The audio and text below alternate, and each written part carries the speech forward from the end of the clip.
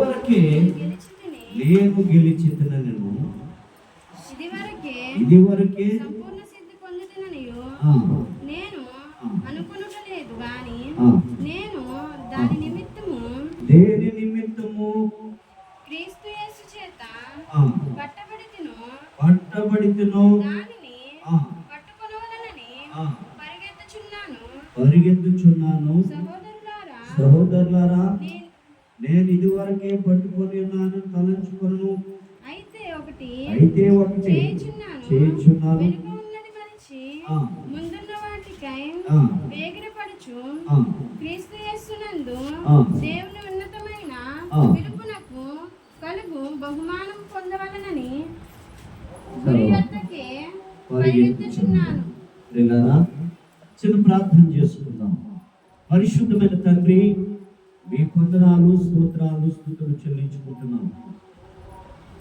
ఈ ఉదయకాల సమయంలో మీరు మాతో ఉండి నడిపించండి. మీ మహిమార్థమే వాడుకొని ఘనత మహిమ మీరే పొందుకోవాల్సిందిగా మనం చేసుకుంటూ రక్షకుడు యేసుక్రీస్తు శ్రేష్టమైన నామంలో అడిగి వేడుకుంటున్నాం పరలోకపు తండ్రి. ఆమేన్. ఇదివరకే నేను అనుకోలేదు. అపొస్తలుడైన పౌలు గారు ఫిలిప్పీలు రాసిన పత్రికలో ఈ రీతిగా వారు తెలియపరుస్తూ ఉన్నారు. ఈరోజు అంశం ఏంటండి? దేవుని యందు నిరీక్షణ కలిగి జీవించుట. నేను అనుకోలేదు, నా పరిస్థితులు అనుకోలేదు, నా పరిస్థితులు అనుకూలించలేదు, నేను మంచిగా చేసేవాడిని, నేను ఈ రీతిగా జీవించేవాడిని, నేను అలా ఉండేవాడిని అనుకుంటాను. కానీ ఈ ఫిలిప్పీలు రాసిన పత్రికలో అంటున్నాడు, నేను అనుకోలేని రీతిగా జరుగుతున్నది. అది ఏంటంటే దేవుని యొక్క వాక్యము, నేను ఒక బహుమానాన్ని పొందాలని, నేను ఒక బహుమానాన్ని తీసుకోవాలని దేవుని సన్నిధిలో నేను గురి యొద్దకే నేను పరిగెడుతున్నాను అని వాక్యం ఇక్కడ అంటుంది. ఏమంటుందంటే, అయితే ఒకటి చేయుచున్నాను, ముందున్న వాటి కొరకే వేగిపడును, క్రీస్తు యేసునందు దేవుని ఉన్నతమైన పిలుపునకు కలుగు బహుమానము పొందవలనని. ఏంటి? దేవుడు పిలిచిన పిలుపు. మీ పిలుపు ఎటువంటిది? అసలు నీ పిలుపు ఎందుకొరకు నేను పిలిచాడు ఈ మందిరాన్ని? నీకు రక్షణ దేవుడు ఎందుకు ఇచ్చాడు? ఏ పిలుపు మేరకు నీకు రక్షణ దేవుడు దయచేసాడు? అసలు నీ గురి ఏంటి? అపోస్తలుడైన పౌలు అంటున్నాడు, నేను ఇవన్నీ కూడా మర్చిపోయాను, నా గురి ఒకటి ఉంది, నేను ఆయనలో పరిచయం చేస్తున్నాను, నేను ఒక బహుమానాన్ని పొందుకోవాలని. ఆ బహుమానం ఎటువంటిదండి? శాశ్వతమైన బహుమానం నేను పొందాలని అనుకుంటున్నాను. శాశ్వతమైన బహుమానాన్ని నేను గురి యొద్దకే నేను పరిగెడుతున్నాను. నీ గురి ఏంటి? మనం ఆలోచన చేస్తున్నాం. నీ గురి ఏంటి? పిల్లల మీద గురి పెడతాం, లేదంటే భర్త మీద గురి పెడతాం, భార్య మీద గురి పెడతాం, ఉద్యోగం మీద గురి పెడతాం, పని మీద గురి పెడతాం, ఏదో పనిలో మనం గురి పెడుతూ ఉంటాం. కానీ యేసు వైపు మనం గురి పెట్టి ఆయన ఇచ్చే బహుమానాన్ని పొందాలని ఆశ ఎన్నడూ కూడా ఉండడం లేదు. ఈ లోకంలోనే మనం గురిపెట్టి జీవిస్తున్నాం. ఉదయం లేచిన వెంటనే అనేకమైన పనుల్లో మనం పడిపోయి మనకి రక్షణ కలుగు చేసిన పరిశుద్ధాత్మ దేవుణ్ణి మరిచిపోతున్నాము. మన గురి ఈ లోకం వెంబడే ఉంటుందన్నమాట. దేవుని స్తోత్రం. హల్లెలూయా. గురి యొద్దకే పరుగెడుచుంటిని, క్రీస్తుని పిలుపుకు బహుమానము పొందు రీతిగా అలయకనే వెళ్ళేదన్.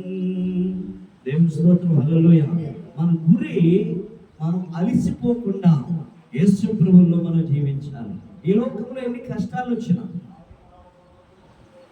ఏ పనిలో మనకి లాభము లేకపోయినా యేసు మీదే ఆనుకొని పరిశుద్ధాత్మ దేవుని ప్రార్థిస్తూ ఆ మన గురిని మనము ప్రభు దగ్గర నిలబెట్టుకోవాలి.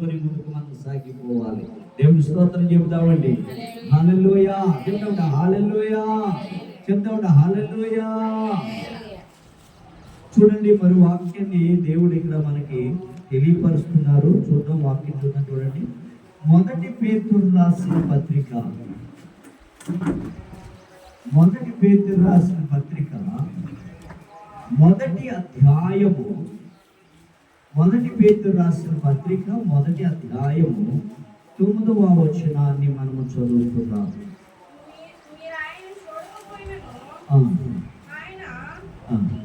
అమ్మా 1 పేతురు రాసిన పత్రిక, అదేనా రాసిన 1 పత్రిక 1వ అధ్యాయము 9వ వచనం. ఇప్పుడు ఆయనను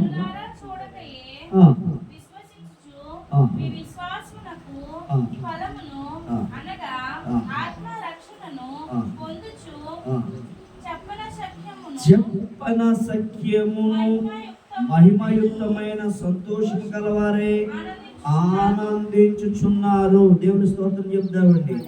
ఇప్పుడు ఆయనను కనులారా చూడకయే విశ్వాసిస్తున్నామంట. ఏంటి మన విశ్వాసం దేని మీద ఉందండి? ఆయన దేవుడు అంటున్నాడు ఏమి, ఒకసారి ఆలోచన చేసుకున్నాం చిన్న మాట. ఆయన సిలువ వేసిన తర్వాత ఆయన పునరుత్థానుడై మరలా శిష్యుల యొద్దకు వచ్చినప్పుడు తోమా, మీరు నిజంగా యేసు ప్రభువుల వారేనా అని అభ్యంతరము వెల్లడిస్తూ ఉంటాడు అన్నమాట. అప్పుడు తోమా గారిని ప్రభువు వారు దగ్గరికి రమ్మని చెప్పి, అయ్యా నేను దెయ్యాన్ని భూతాన్ని ఏమి కూడా కాదు, పిశాచిని కాదు, నేనే ఈ పరిశుద్ధాత్మ దేవుడను, యేసు ప్రభువుల వారిని రా అంటే ఆయన ఒకటి సందేహము తెలియపరుస్తాడు. మీరు యేసు ప్రభువుల వారు కాదంటే నేను మీ చేతుల్లో చీలను కుట్టారే ఆ యొక్క రంధ్రంలో నేను వేలు పెట్టి చూస్తేనే కానీ నేను నమ్మనంటాడు. అప్పుడు ఏమంటాడంటే యేసు ప్రభువుల వారు, మీరు చూసి నమ్ముచున్నారు కానీ చూడక నమ్మని వారు, చూడక నమ్మిన వారు ధన్యులు. చూసి నమ్మిన వారు కంటే చూడక నమ్మిన వారు ధన్యులు అంటున్నాడు. ఈ వాక్యం ఒకసారి చూడండి. ఇప్పుడు ఆయనను కనులారా చూడకయే విశ్వాసించు. ఏంటి మనం చూస్తున్నామా? యేసు ప్రభువుల వారిని ఆనాటి కాలంలో అనేక మంది చూశారు, శిష్యులు చూశారు. ఇప్పుడు మనము వాక్యమనే ప్రభువుల వారిని చూస్తూ ఉన్నాము. అందుకని చూడక నమ్మిన వారు ధన్యులు అని వాక్య భాగము బోధిస్తుంది అనమాట. ఇక్కడ చూడండి ఈ వాక్యము, ఇప్పుడు ఆయనను కనులారా చూడకే విశ్వాసించుచు విశ్వాసమునకు ఫలమును అనగా ఆత్మరక్షణ పొందుచు చెప్పసఖ్యము గారి మహిమయుక్తమైన ఆనందముతో జీవిస్తున్నామంటే దేవుని స్తోత్రం చెప్పండి. చెప్తాడు, అందరూ చెప్తాను దేవుని స్తోత్రం, హల్లెలూయా. చెప్పసఖ్యము కానీ ఆనందం అంట. ఏమండి? చెప్పసఖ్యం కానీ ఆనందం. ఏంటి మన దగ్గర మన ఇంటిలో ఫ్రిడ్జ్ లేకపోయినా సరే ఉన్నట్టు మనము ఫీల్ అవ్వాలి. టీవీ లేకపోయినా టీవీ ఉన్నట్టు మనము ఆనందపడాలి. యేసు ప్రభువుల వారు ఉన్నారని నేను నమ్మినట్లయితే సమస్తము, చెప్పండి, సమస్తము నమ్ముట నీ వద్ద సమస్తము సాధ్యమైనట. నువ్వు విశ్వసించాలి ఆయన ఉన్నట్లు, ఆయన చేస్తాడన్నట్లు నమ్మకం ఉండాలి.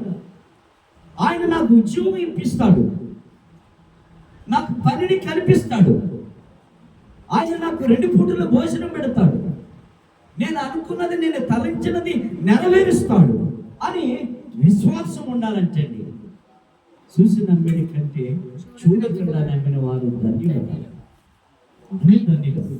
మనమే ఆయన్ని కనులారా చూసేవారు. మొట్టమొదటి మనమే చూస్తాం. సజీవులమైన మనమే ఆయన యందు మనము ఒక నిరీక్షణ కలిగి ఉంటే ఇప్పుడే వస్తే ఆయన చూడడానికి అవకాశం ఉంటుంది. దేవుని స్తోత్రం చెప్దామండి. హల్లెలూయా చెప్దాం. హల్లెలూయా హల్లెలూయా. పిల్లల నిరీక్షణ అనేది ఉండాలి. మరోమాట చూద్దాం, చూడండి. 1 యోహాను రాసిన పత్రికలో 3వ యోహాను రాసిన పత్రిక 3వ అధ్యాయము